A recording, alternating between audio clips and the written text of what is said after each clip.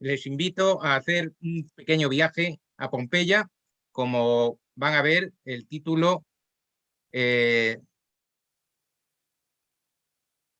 el título es Pompeya, vida y muerte bajo el volcán. Vamos a ver estos dos aspectos de Pompeya, tanto la vida de los pompeyanos, cómo era una ciudad viva, cómo era una ciudad palpitante en el momento de que desgraciadamente ocurrió la erupción, y después vamos a ver paso a paso cómo fue esa erupción. Les invito a empezar viendo una diapositiva que nos está mirando desde hace más de 2000 años.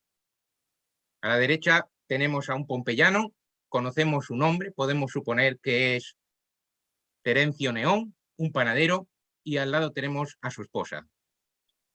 Parece que nos están mirando desde Pompeya con una vida en esos ojos que nos va a transportar a una ciudad en permanente ebullición. Si se fijan, estos pompeyanos tienen un rollo de papiro aquí debajo del mentón y una tablilla de cera, es decir, una tablilla de madera con cera por dentro, con un stylus, que era un instrumento metálico con el que se escribía. ¿Por qué se retrataron con estos elementos de escritura? Pues porque la escritura era un elemento de estatus social. Suponemos que él, aparte de ser panadero, haría sus pinitos literarios, podríamos suponer, por eso tiene un papiro, y que ella bien podía ser escritora también con las tablillas, porque estas tablillas eran muy útiles para escribir versos, textos de pequeño tamaño, o bien también se usaban para hacer las cuentas. Así que si imaginamos un poquito, podía ser que esta mujer, cuyo nombre desconocemos, ayudara a su marido en un negocio.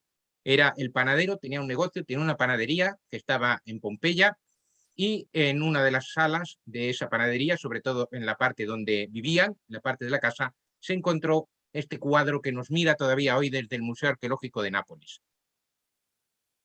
Una vez que hemos hecho este intercambio con estos pompeyanos, vamos a situarnos un poco dónde estamos. Estamos en el sur de Italia. Esto que vemos aquí es el Golfo de Nápoles. Esta es la ciudad de Nápoles, Neápolis, ciudad nueva.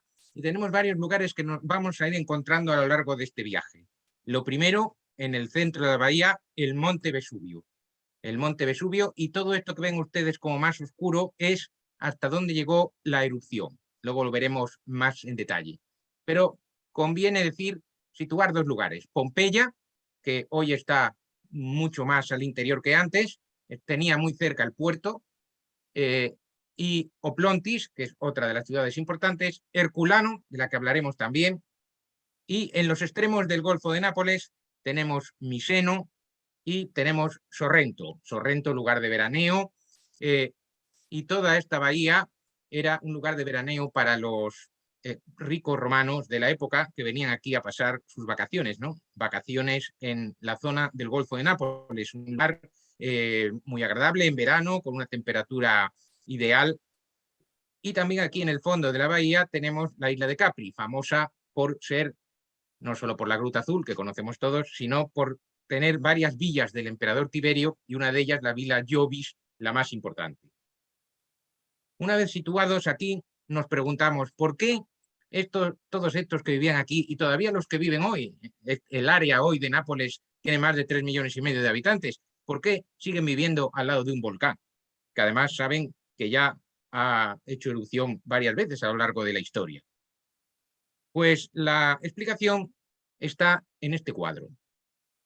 Este cuadro se supone que esta es la imagen del Vesubio antes de la erupción, que está lleno de viñas en sus laderas, y tenemos aquí una representación de Baco, ¿verdad? Que parece que está vestido como con un traje de uvas, una representación del dios Baco. Esto es una pintura. Aquí tenemos una serpiente, esta serpiente que se dirige hacia un altar, no es una serpiente mala como en la tradición judeocristiana, sino que es una serpiente buena, una serpiente que se llama apotropaica. Indica la felicidad, la buena suerte, el estar bien. Estos pompeyanos no se imaginaban lo que le iba a pasar. Algunos creen que sí, que sabían que el Vesubio era un volcán, pero otros piensan que no, que el Vesubio era un monte como otro cualquiera, porque hacía ni más ni menos que 700 años que no había entrado en erupción. Por lo tanto, estaban relativamente tranquilos. Digo relativamente por lo que voy a decir a continuación. Si ven esta imagen, es una imagen realmente sorprendente. Tenemos el templo del Foro de Pompeya con sus estatuas de sus a caballo ecuestres de los personajes importantes, pero está torcido. Tenemos el arco que también está torcido. Tenemos un animalito que se ha refugiado debajo de un altar. Y aquí tenemos el mismo detalle.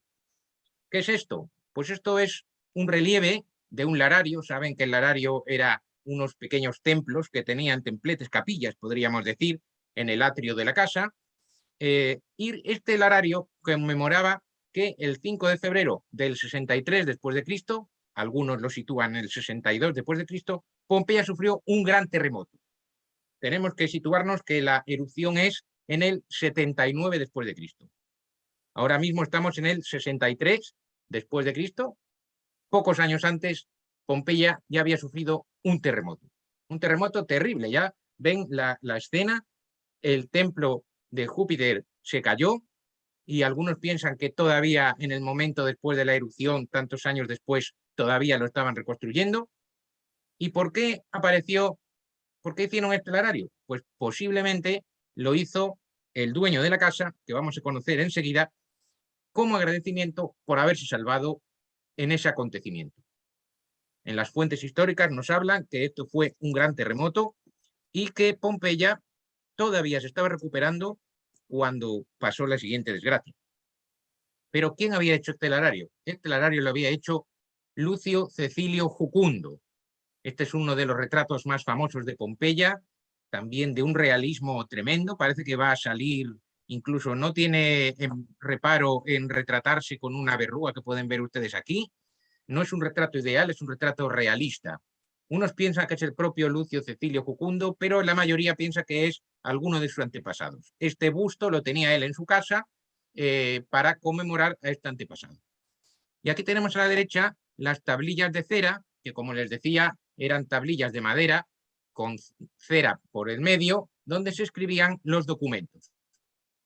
Lucio Cecilio Jucundo era un banquero de Pompeya. Más bien que banquero, como lo entendemos hoy, sería un prestamista. Él lo que hacía era adelantar el dinero y después le hacía firmar a los que le había adelantado el dinero una serie de documentos que eran estos. El documento se cerraba y se ataba y quedaba guardado.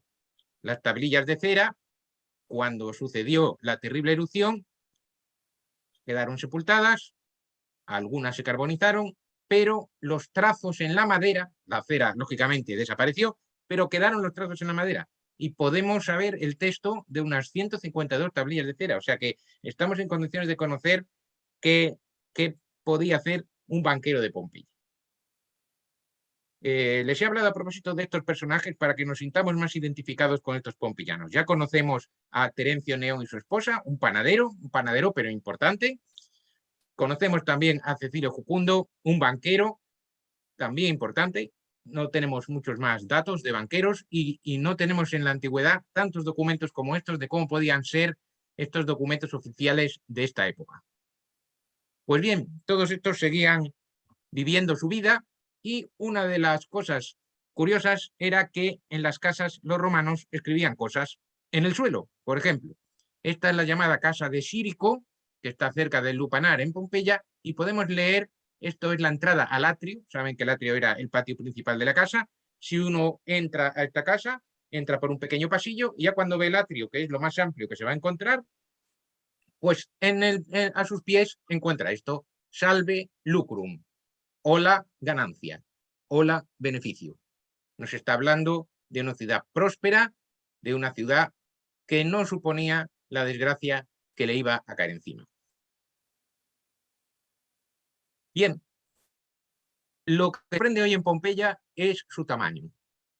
Algunos de ustedes seguro que han acudido, otros no han ido, les recomiendo que vayan y que no vayan no solo una vez, sino todas las veces que puedan, porque fíjense que normalmente los tour operadores echan 1 o 2 horas en Pompeya y si uno está las 9 horas que abre Pompeya, todavía no ha visto todo. Así que es realmente impresionante. Y luego al final podemos comentar los nuevos hallazgos que se están haciendo constantemente. Pero Pompeya que tenemos, un caso de los pocos que tenemos en todo el Imperio Romano, que tenemos las murallas alrededor y una ciudad completa. Si tenemos aquí a la izquierda, aquí estaría el foro de Pompeya, que luego visitaremos, y ven ustedes que aquí las calles son como más estrechas, más retorcidas. Esta sería la Pompeya original. Con el tiempo fue creciendo y ya se fueron haciendo calles más estrechas, más rectas, con un trazado ortogonal, tipo casas, manzanas, una ciudad muy importante. Las casas podían ser unifamiliares o también había casas donde vivían varias personas. Y tenemos también lugares para el ocio. Aquí abajo está el teatro y el Odeón, y en este lado está el anfiteatro y la palestra, que también visitaremos un poco más adelante. Aquí se dan cuenta que estos están alejados en la ciudad y al lado de una puerta, para que toda la marabunta de toda la gente que acudía a los espectáculos de Pompeya, que no solo era para los pompeyanos, sino también para todos los vecinos, no se tuvieran que meter en la ciudad. Y luego tenemos dos calles principales, una norte-sur y otra este-oeste. Les recomiendo que se acuerden de esta, la de este-oeste, que visita todo el mundo, es la llamada Vía de la Abundancia. Es un nombre moderno que le han puesto porque hay una fuente con una estatua de la abundancia. Y esta era una de las calles comerciales más importantes de Pompeya. Los colores que vienen aquí son los colores de cómo se fue descubriendo. Primero se descubrió esta parte y la parte de los teatros, después se fue excavando el centro de la ciudad y más adelante ya fueron excavando esta parte. Y hoy en día, después de 30 años sin haber excavado nada, ahora ustedes ven que en las noticias cada poquito y con muy sabia dosificación van poniendo todo lo que nos vamos encontrando de Pompeya.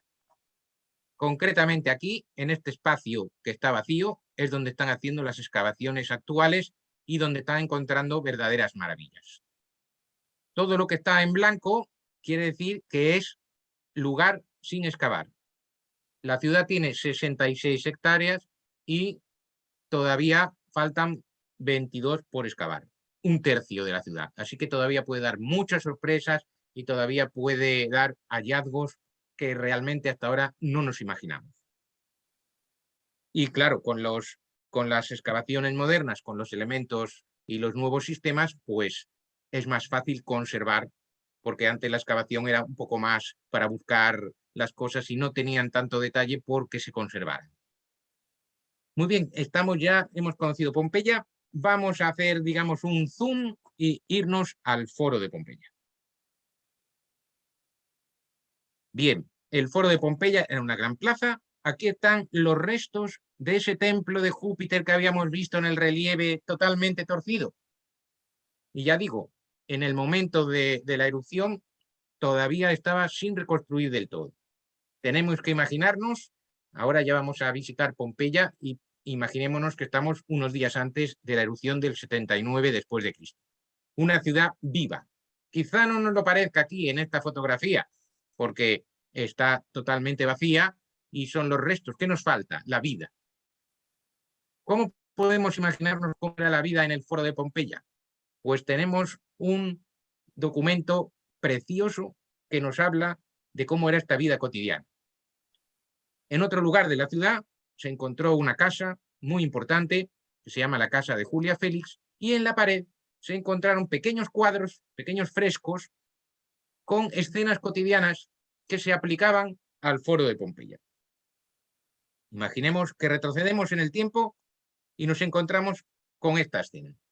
Estos cuadros ahora están en el Museo Arqueológico de Nápoles y tenemos aquí una escena, se la voy a explicar porque la conservación no es muy buena. Aquí tenemos una dama que está paseando por el foro junto con otra figura, posiblemente femenina, están dando un paseo, y aquí tenemos una figura muy curiosa. Un mendigo, tiene su barba, tiene su bastón, incluso tiene un perrito y está pidiendo limosna. Es decir, es el momento en que una dama rica aprovecha para dar limosna a un mendigo del foro. Una escena realmente enternecedora que nos viene desde la antigüedad. Veamos otra, un par de ellas. En esta de la izquierda, esta nos habla mucho de cómo era el foro. El foro estaba adornado, eran 2 pisos, de los pórticos. Bajo los pórticos había estatuas, las bases de las estatuas se han conservado, todavía están allí. Y esta banda blanca que ven ustedes aquí, pues digamos que sería el tablón de anuncios de Pompeya. Ahí estaría escrito bien una ley, bien las noticias de la ciudad, cosas que los pompeyanos deberían saber. Y de hecho, pues la gente se acercaba a leer cuáles eran las noticias. No había periódicos como tenemos ahora, no había internet, no había nada de eso, pero sí que tenían esta forma de poder enterarse de las noticias. Y una pregunta que me suelen hacer, pero ¿sabían leer todos los pompeyanos? Bueno, es una pregunta muy difícil de responder. Personalmente, yo creo que muchos sabían leer, o por lo menos tenían rudimentos de lectura y de escritura. Hay gente, ahora casi todos sabemos leer, y es raro quien no sepa leer, pero antes, por lo menos, aunque a quien no sabía leer, sabía escribir su nombre o sabía leer un título, ¿vale? Pues habría pompeyanos que tendrían esa alfabetización más básica. Y luego, lo típico, no sé leer lo que pone aquí, pues el de al lado sí que sabe, oye, ¿qué pone aquí? Y entonces le iban contando la historia de las novedades de Pompeya. Pero realmente sí que debía haber bastante gente que supiera leer en Pompeya, porque se han encontrado, luego lo veremos con calma, más de 11.000 grafitos y pintadas. Luego veremos lo que son los grafitos y pintadas, cómo se distinguen, pero se han encontrado todos esos elementos y sería muy raro que no supiera leer la gente, porque el que escribe algo en la pared es para que le entienda. La escena de la derecha es muy curiosa. Tiene dos interpretaciones. Voy a dar primero la más morbosa. Una de ellas, esta interpretación es que es una escuela. Una escuela que estaba bajo los pórticos, a la sombra de los pórticos. Aquí están sentados los estudiantes con sus tablillas de cera que habíamos visto. Y aquí, en el otro lado, tenemos a un chavalito pobre que está desnudo y el maestro que le está pegando. Un poquito fuerte, ¿no? La escena, un poquito fuerte. Bien, bueno, está comprobado que la escuela en la antigüedad era que la letra con sangre entra y había castigos. Que fueran unos castigos tan terribles como estos. Bueno, a mí la hipótesis de la escuela me parece bonita, pero casi me decanto más por la siguiente hipótesis, que es que fuera un castigo público y que este fuera el que castigaban y estos serían unos empleados del municipio, perdón, de la colonia, que estaban tomando nota de qué castigo se estaba realizando. Tenemos las dos hipótesis, no podemos estar seguros de cuál de las dos es. Ahora, sí estamos seguros de que en Pompeya había escuelas públicas bajo los pórticos, había escuelas privadas en casas y había profesores particulares para que tenían las familias más ricas. Y hemos encontrado algún grafito, les adelanto que los grafitos en Pompeya son como si cogiéramos una llave y en la pared hiciéramos un rayado, ¿no? No son pintados, son rayados en la pared. Uno de ellos dice, me han golpeado no sé cuántas veces. He sido golpeado no sé cuántas veces. Y también se ha encontrado otro grafito con una frase en latín muy curiosa. Te la voy a decir porque no es muy difícil. Si tibi quíquero dolet, vapulabis. Si no te sabes Cicerón, serás golpeado. Así que tenemos dos datos. Se estudiaba Cicerón y si no te lo sabías, tenías un castigo. Bien, les he adelantado un poquito lo que era la vida escolar para que viéramos un poquito el foro. En el foro había un edificio muy importante, que es este. Este sería el final, la parte final del edificio. Y este edificio es la basílica. La basílica era el lugar donde se hacían los negocios, donde se hacían transacciones comerciales. No tenía techo en el medio, era un patio abierto con unas columnas por los lados y en las paredes se tenían en hacer grafitos. Aquí tenemos un ejemplo de reproducción de grafito, pero insisto, esto no es que lo pintaran en negro en la pared con un pincel, sino que está rascado en la pared. Solo que aquí lo ponemos en negro para que podamos leerlo, porque los contrastes serían difíciles. ¿Y qué dice este grafito? Dice Samius Cornelio suspendere. Samio dice a Cornelio, cuélgate. ¿Vale? Los grafitos nos acercan realmente a la vida cotidiana de los pompeyanos. Aquí tenemos este que no se debía llevar muy bien, este tal Samio no se debía llevar muy bien con Cornelio. Insultos. Igual que este otro insulto de aquí. Todos estos que he recogido aquí, aunque ya están en traducción, son de los muros de la Basílica de Pompeya. Epafra, eres calvo. No estaría muy contento el Epafra. Y después también había el típico que todavía hoy hacen algunos que visitan Pompeya, no se debe hacer, como te pillen, la llevas clara, es yo estuve aquí, ¿no? El típico grafito que estropea todos los monumentos. Entonces aquí tenemos uno de esos ejemplos, Gallo Pumidio Dípilo estuvo aquí, en la parte superior lo tenemos aquí. Y por último, la basílica también era un lugar bueno para quedar con la gente o para declarar tu amor o tu odio. Antes hemos declarado el odio y ahora vamos a declarar el amor. Entonces, por ejemplo, este que viene aquí es Auge ama, perdón, Auge ama a Loteno. Y esta otra que le había dejado plantado. Sarra, no te portas bien, me dejas aquí solo. Realmente estamos palpando la vida. Estos documentos se daban en todo el Imperio Romano. En otros lugares del imperio hemos conservado algunos de ellos, pero en ningún lugar tantos como en Pompeya. Herculano tiene gran cantidad de grafitis que nos hablan realmente, tocamos la vida de los pompeyanos. Entonces hemos visto la animación del foro, la animación de la basílica, vamos a seguir viendo la vida. ¿Y dónde va uno después de hacer sus negocios? Al bar. Y aquí tenemos el bar más famoso de Pompeya. Este está en la cosa, les había dicho antes, la Vía de la Abundancia, esa calle comercial.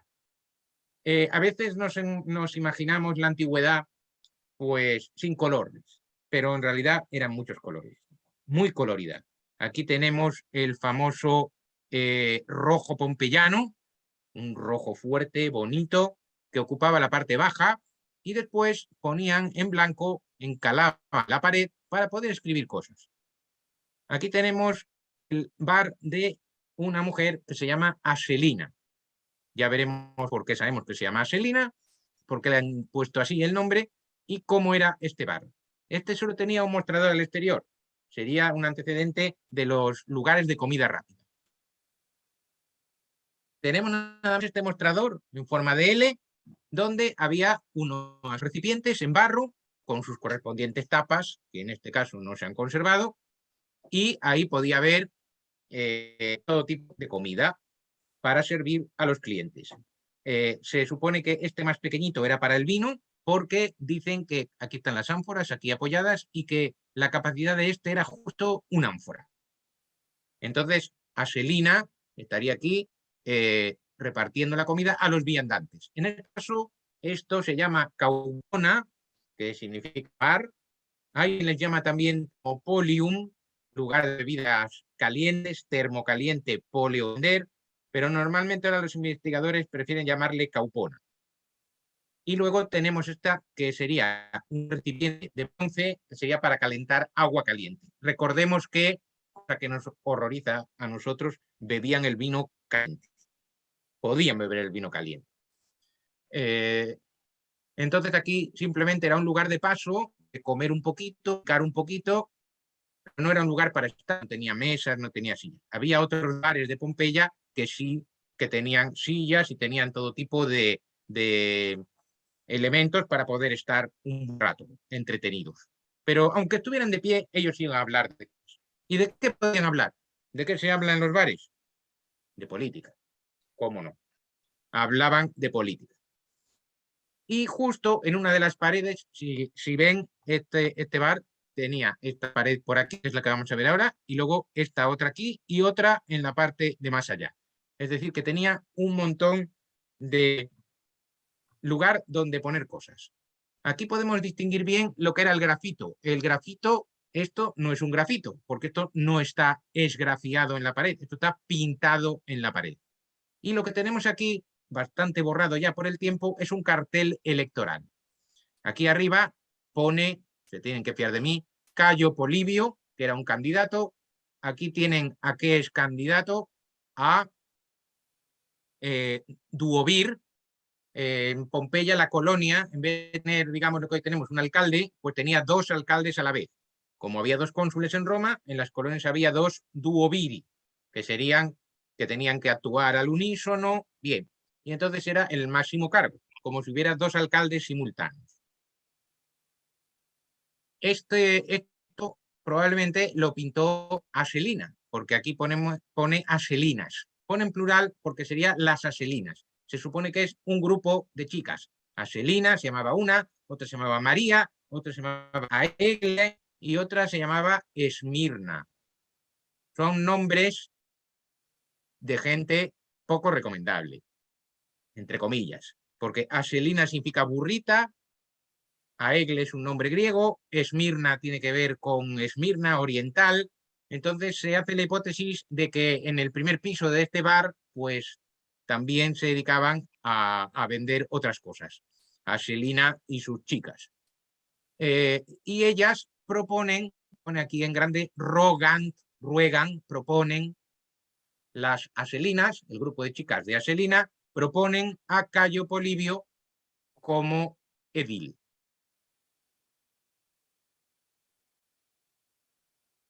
Entonces, ven ustedes que la propia pared del establecimiento, bien, si ganó el candidato, ¿por qué esto no lo borraban?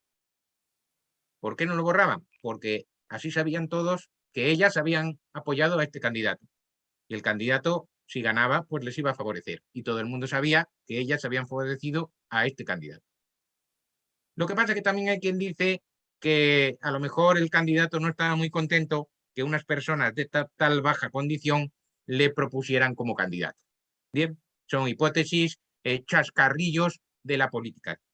Los duoviri se elegían cada año, es decir, que cada año tenían elecciones. Entonces, cada año, todas las paredes de Pompeya se pintaban de rojo sobre blanco o a veces de negro con estos carteles electorales, que no tenían ningún programa electoral, simplemente era que unas personas proponían a ese candidato. Tampoco había partidos, todo era por relaciones personales. Pero lo que nos interesaba era ver que el bar era un lugar bullicioso donde se hablaba de política. En otra de las paredes tenemos otro candidato, Cayo Cello II, es otro candidato al mismo cargo, Duovir. Aquí sí que tenemos el nombre de la que ha dado el nombre al local, Aselina, y Ro, la abreviatura de Rogat. Bien, vemos aquí ahora, hemos visto política, ahora vamos a ver un poco de amor, porque los pompeyanos, muchos de estos grafitos de Pompeya, Pompeya es la ciudad del amor, la diosa Venus, Venus pompeyana, era la patrona de la ciudad y tenía un templo enorme en otra de las partes de la ciudad, y hay un montón de grafitos que nos hablan de amor. Este, curiosamente, está escrito sobre una pintura.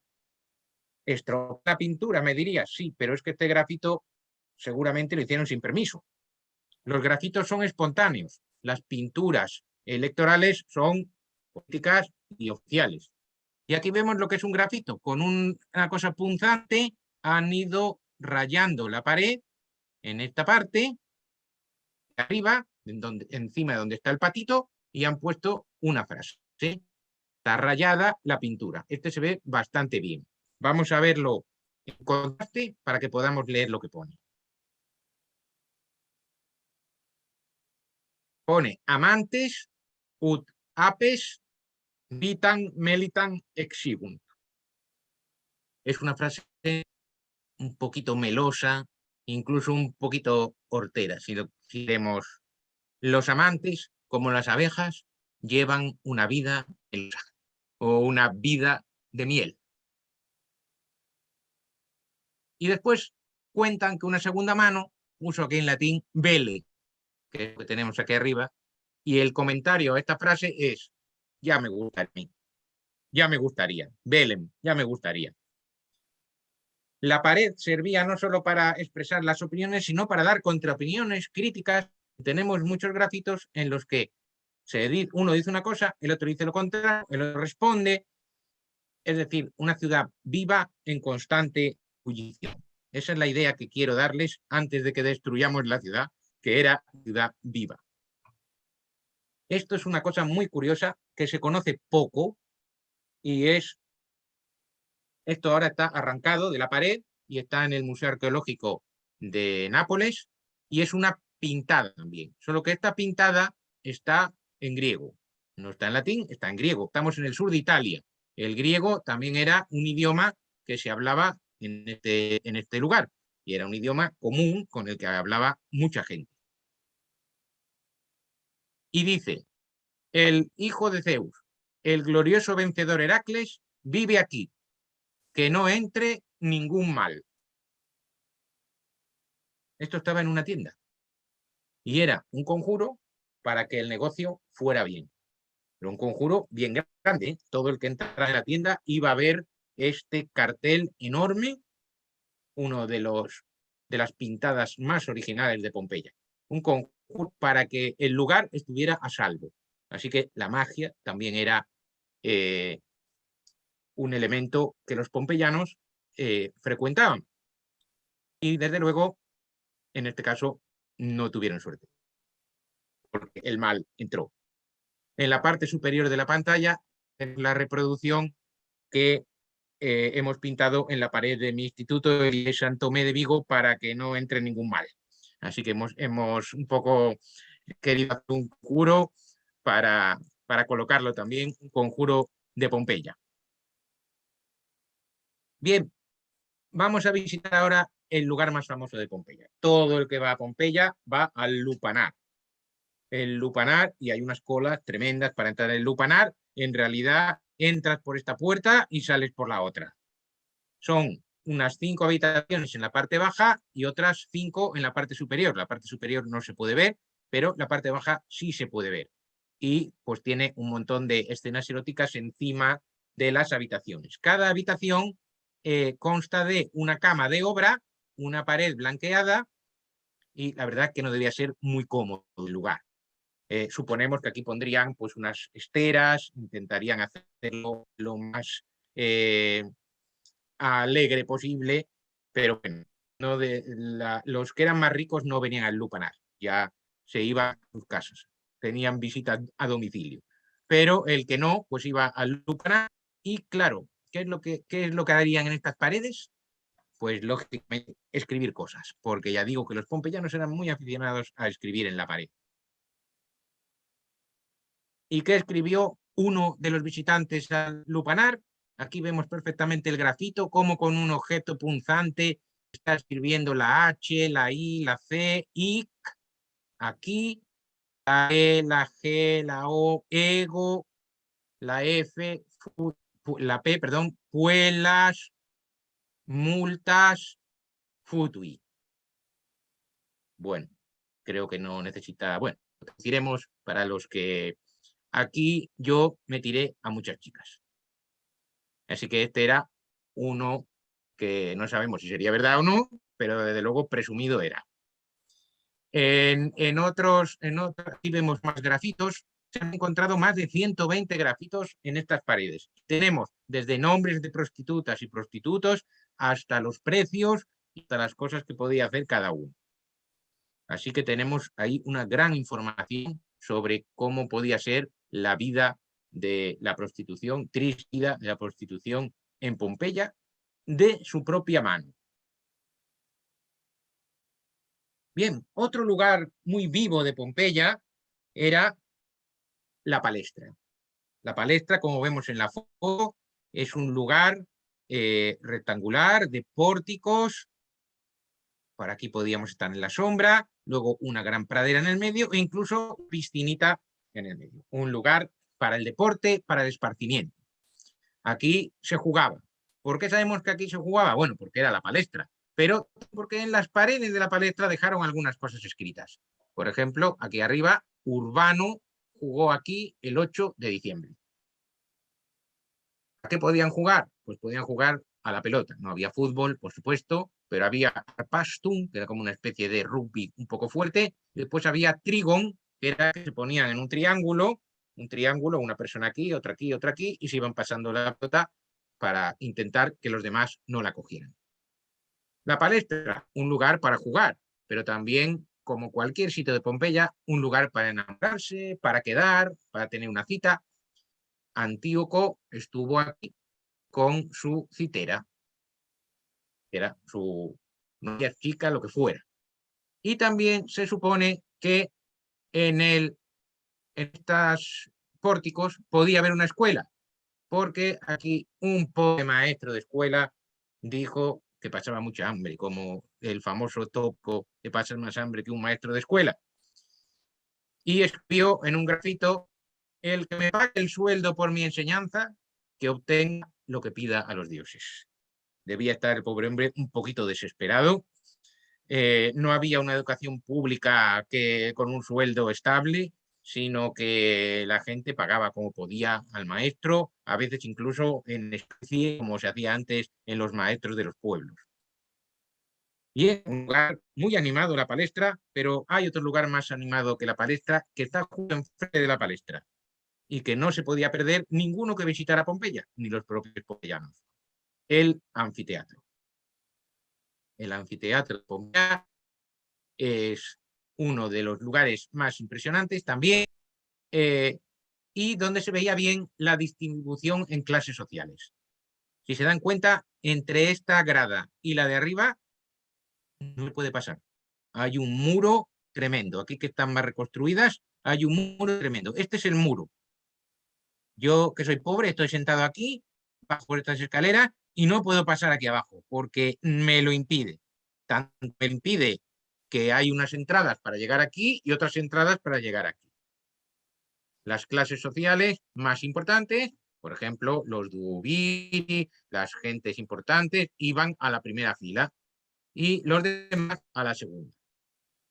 ¿Qué pasó en este anfiteatro de Pompeya? Pues un acontecimiento muy curioso que tenemos en esta pintura. Esta es una pintura de una casa de Pompeya que refleja un acontecimiento que el historiador Tácito nos cuenta. Nos cuenta Tácito que en el año 59 después de Cristo, en el anfiteatro se pelearon los hooligans, llamémosle así, de Pompeya con los hooligans de Nuceria, que era una ciudad vecina. Hubo heridos, muertos, el caso llegó a Roma y le cerraron el anfiteatro, como cuando ahora cierran un estadio. Esto fue en el 59 y se suponía que hasta el 69 después de Cristo no podían volver a hacer ningún espectáculo de gladiadores en el anfiteatro. Lo que pasa es que los pompeyanos tuvieron suerte, porque Popea, la famosa esposa de Nerón, segunda esposa de Nerón, tenía familia por Pompeya y por los alrededores. De hecho, ese lugar que decíamos antes, que se llamaba Oplontis, hay una villa muy importante que le llaman Villa de Popea, no sabemos si es la Villa de Popea o no, pero es una villa muy importante, pues intercedió y entonces, pocos años después del acontecimiento, se levantó la prohibición. Pero es muy interesante este dibujo, tengo aquí señalado, se ven todos los muñequitos cómo se están peleando, tanto en la arena como en los alrededores, y además es un documento extraordinario para saber que, donde tenemos aquí este triángulo, alrededor del anfiteatro se montaban tiendas para hacer unos mercadillos alrededor del anfiteatro. En el momento en que venía la mayor gente, la mayor afluencia de público, pues no podían dejar pasar la oportunidad para montar un mercadillo, aprovechando que venían los juegos de gladiadores. Y también este anfiteatro tenía otra delicatessen, que es lo que vemos aquí arriba, un toldo. Un toldo que se extendía para que los que estuvieran en las gradas no les diera el sol. En el famoso Coliseo también había un toldo de estas características y dicen que necesitaban 1000 marineros de la flota de Miseno, que después veremos lo que es Miseno, para atender el toldo del Coliseo. Este era más pequeñito, no creo que necesitaran tantos marineros, pero fíjense bien, el anfiteatro era un lugar donde había luchas, donde había pasión, verdadera pasión por los gladiadores, apuestas por los gladiadores. ¿Y qué hacían después de un buen espectáculo de gladiadores? Pues irse al bar de Aselina o a cualquiera de los 200 y pico bares que había en Pompeya. Pompeya tenía de 10.000 a 20.000 habitantes y han cubierto 200 y pico bares y los que pueden faltar por descubrir en la parte que no está excavada. Son muchos bares por habitante. Una hipótesis es que, como les había dicho, Pompeya, después de ese terremoto tan terrible, 63 después de Cristo, se estaba reconstruyendo y necesitaba obreros y gente que venía de fuera para las obras, y eso necesitaban comer en algún sitio. Entonces parece ser que esa es una de las razones de la abundancia de locales, de bares, de locales de hostelería, de albergues, para dar servicio a toda esa gente. Entonces irían a un bar y el más atrevido, después cuando se fuera para su casa, si le había gustado tanto el espectáculo de gladiadores, dijo, pues ahora voy a coger un punzón y me hago un dibujito en la pared. Y aquí tenemos un dibujo de un grafito. Tenemos dos gladiadores. Este se llama Marco Atilio. El uno significa que combatió una vez y la C al revés significa corona y luego otro uno. Combatió una vez y ganó una vez. Y después tiene aquí una V, que es el símbolo de victoria. Es el símbolo del principio del verbo en latín vicit, que significa vencido. Este Atilio sería un mirmilón con un escudo grande y una espada recta, que lucha contra un tracio, un escudo más pequeño, con su casco ya en el suelo. Este está vencido. Este se llama Lucius Raecius Felix. Este tiene 3 nombres. Este también tenía 2. Estas personas podían ser hombres libres que se habían contratado para ser gladiadores. Y este había luchado 12 veces y había obtenido 12 victorias. No había perdido nunca. Y le pone una M.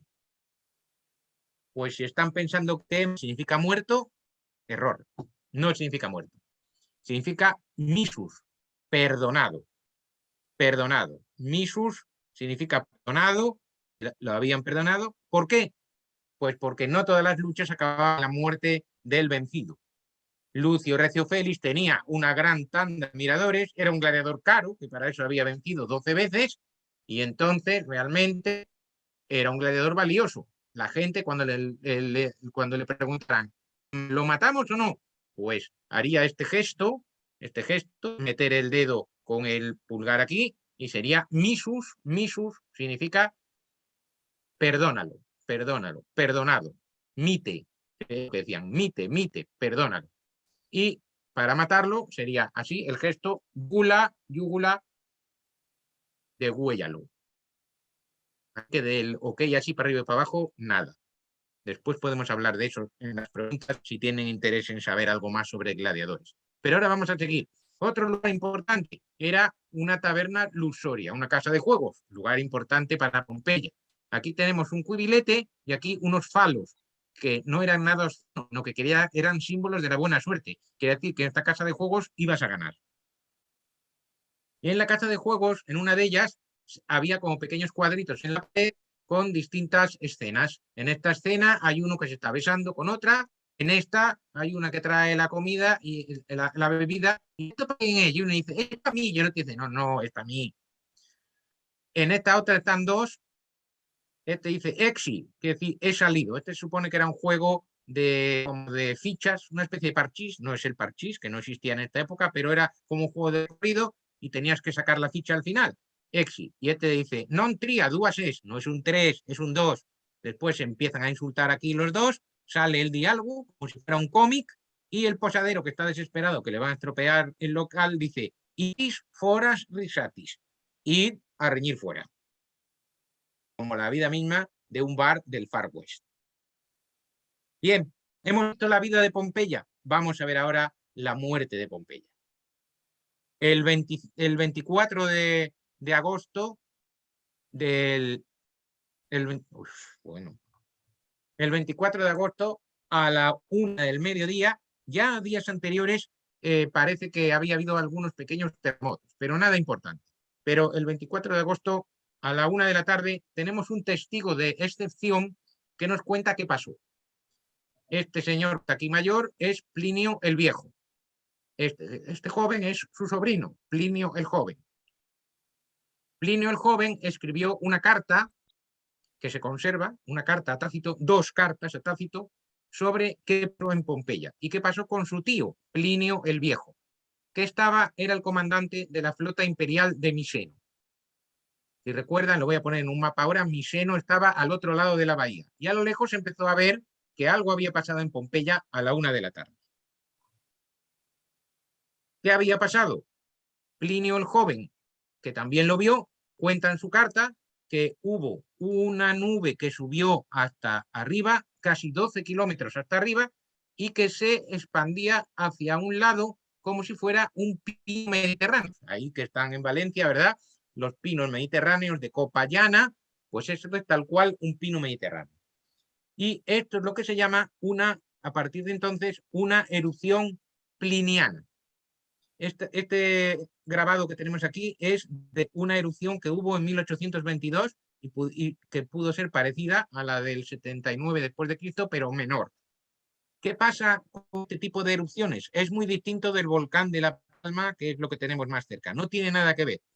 Este volcán lo que hace es que, llegado un momento, explota, hace una columna de nube hasta arriba y empieza a caer piedras volcánicas, la pili, piedra pómez, y en un momento dado esta columna se derrumba sobre sí misma y baja como una ola por toda la ladera del volcán y se lleva por delante, no deja nada con vida y la gente que está en medio de esa ola queda totalmente en shock térmico, 400 grados centígrados.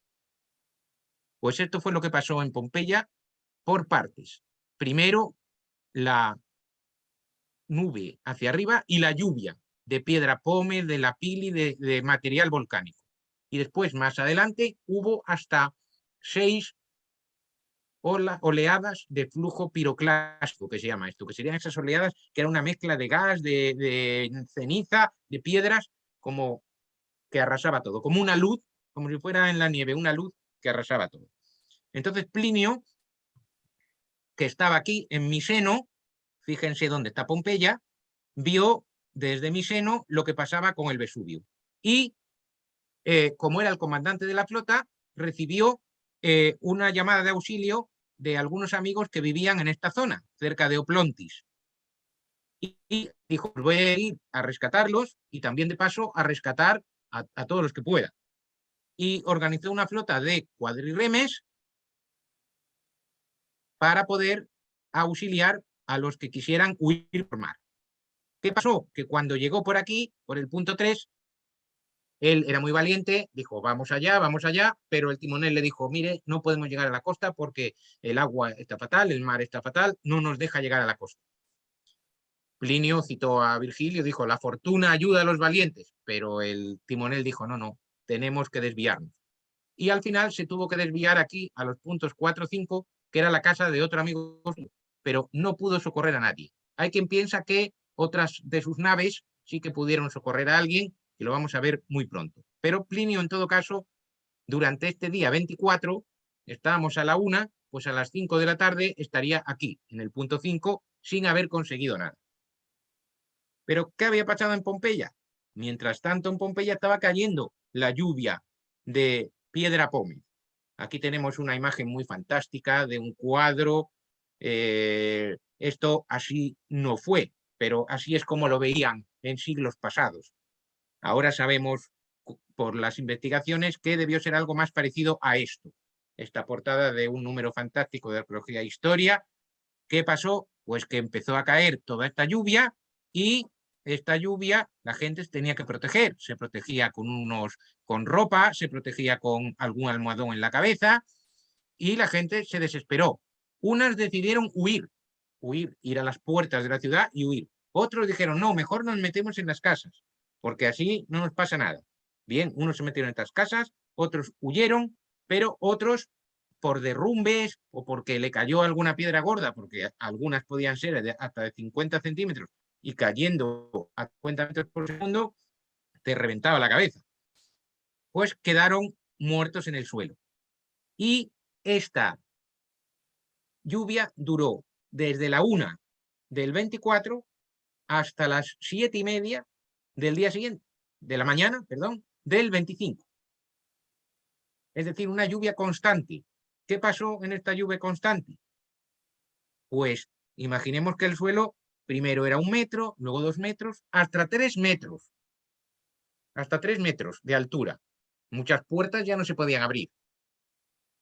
Y los que se metieron en las casas, en los techos planos, o aunque fuera en los techos inclinados, empezaron a caer, a depositarse, a hacer deposición todas estas piedras y al cabo de unas horas, de tantas horas, cedían y aplastaban a los que estaban dentro.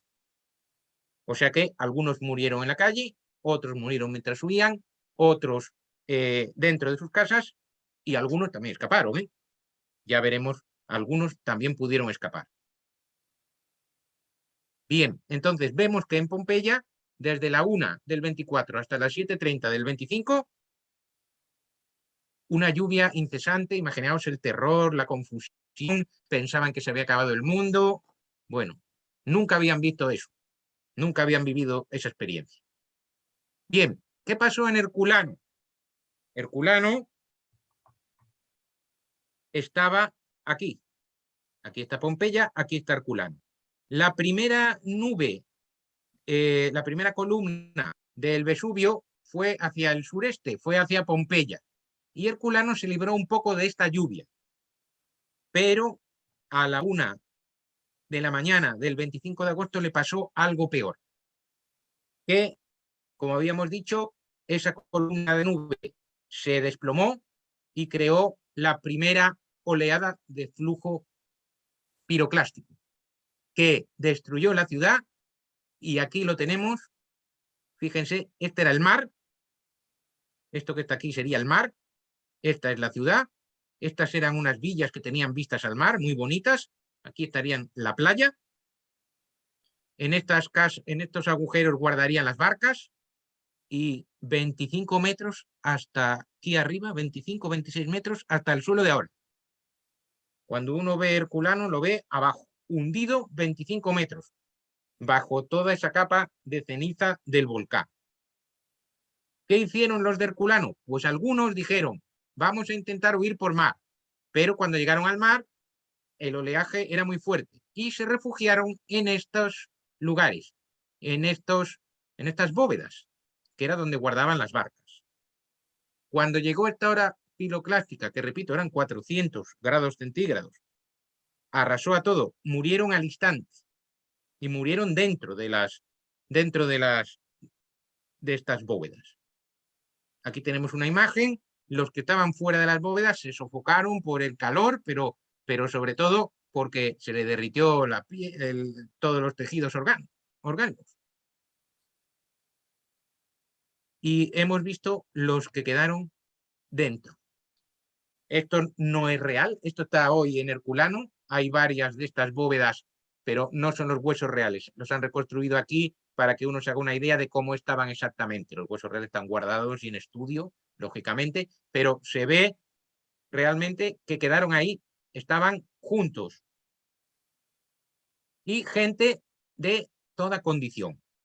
Estos los descubrieron a partir de 1980, excavaron estos lugares y se encontraron con la sorpresa de encontrar nada más ni menos que 300 esqueletos.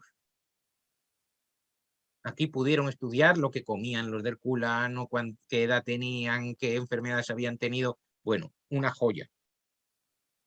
Y uno de los hallazgos más importantes, que fíjense aquí, mayo de 1984, que apareció en portada de National Geographic, es la que se llamó la Dama de los Anillos. Una mujer que se encontró con los anillos en los dedos. Esta mujer, para huir, se metió los anillos en los dedos, se cogió todas sus joyas, posiblemente en una bolsa o en los brazos, donde fuera, pero murió aquí. y se llama La Dama de los Anillos, porque bueno, a la gente le gusta que le pongan nombres para que quede más bonita la historia. Esta la llaman La Dama de los Anillos. Y también en este lugar se encontró otro muy curioso, el esqueleto, que ahora hace unos meses lo volvieron a estudiar y parecía como que lo habían descubierto de nuevo, pero no, ya estaba descubierto desde 1984. Un soldado, porque tenemos la espada, el cinturón y en otro caso tenemos un puñal. Aquí tenía monedas, que se había ido con monedas también. Este soldado también se encontró con un pico y una mochila.